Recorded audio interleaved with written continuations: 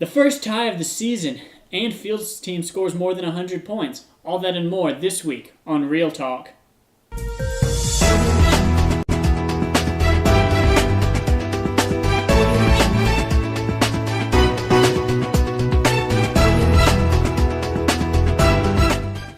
Welcome to Real Talk, where we look at the performances and sometimes the underperformances of the Real League. I'm your host, Yurt Lapkum. Week 3 marked the first tie of the season. Apparently the LA Gold and Team Kim Jong-il both came to play with the exact same amount of tenacity. Impressively, Coach Hank Patterson was able to come back from his deficit after his quarterback Terrell Pryor and his wide receiver Demaryius Thomas scored a combined 19 points. Unfortunately, it was just for a tie, and let's be honest, no one likes ties. Kim Jong-il and the LA Golds tie 85-85. Our next matchup saw the only two-time championship winners of the league head-to-head, and having the second lowest scoring matchup of the day. Now, granted, it wasn't as low as the matchup between Team Draft Punk and the Cornball Bros, but these two should be held to a higher standard. After that, they have won the league twice each. Coach Marco Flores had a very average day. His quarterback, Aaron Rodgers, had a pretty lame 7-point performance. Also, his tight end scored -1 points, and one of his receivers scored 0 points. As for Coach Alex Edelman, he was saved by Drew Brees, naturally. He had a 29-point performance, but his other quarterback, Eli Manning, had a whopping 0 points after his matchup with the Carolina Panthers. Eli was put on his back so many times by Large Blackman, he should change his last name to Kardashian. Am I right? The Titty Duckers defeat Ashley Schaefer BMW 62-57.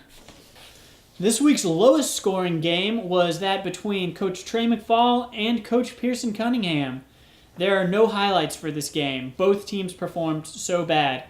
It's so uncharacteristic. I've been racking my brain to try and figure out why this could have happened.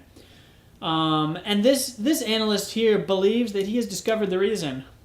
Both teams' players played on September 22nd and September 23rd, whereas we all know Grand Theft Auto 5 came out September 17th.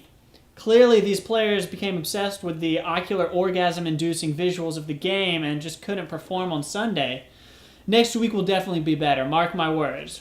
Draft Punk defeats Q's Cornball Bros 56-44. Flores brothers losing seemed to be a pattern this week, as Charles Manson's Marauders suffered a heavy loss to Coach Graham McGugan, who recently told Real Talk that his team will now be referred to as the Moofington Steamers. He'll change it once he finds the time to use the desktop version of Yahoo Fantasy, because you can't do it on the phone, apparently. The Steamers had 2 players score 25 points on Sunday to offset Peyton's 23-point performance and Stephen's wide receivers' combined score of 4. The Moofington Steamers beat Charles Manson's Marauders 113-71 for the biggest blowout of the week. Our next largest victory spread was Coach Fields Snyder vanquishing the Vinegar Strokes. Cam Newton gave Coach Daniel Kelly an outstanding 29-point performance. However, Carson Palmer put up -1 points. Like a bitch. Coach Fields Snyder had 6 players score double digits this week, including Jimmy Graham with 20 points and Matt Bryant, his kicker, with 13 points.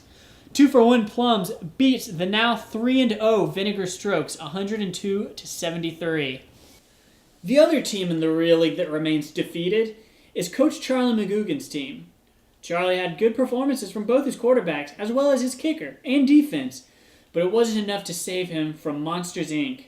Coach Tanner Jones definitely had the resources and foresight to start the correct players, and it paid off.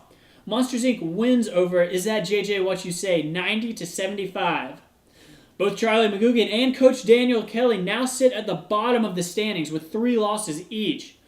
Who will make the ultimate sacrifice? We'll find out as the race to tank is on.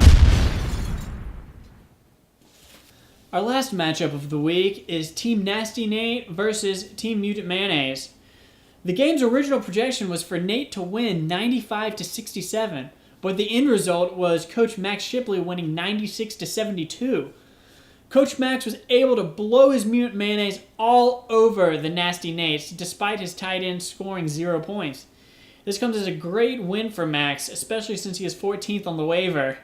Team Nasty Nate, the only A-plus draft-ranked team, earns his first loss of the season. One team remains undefeated, while two remain completely defeated. Only time will tell how this season will end, and I'll be here for all your coverage. Tune into Real Talk again next week, and until then, keep it real.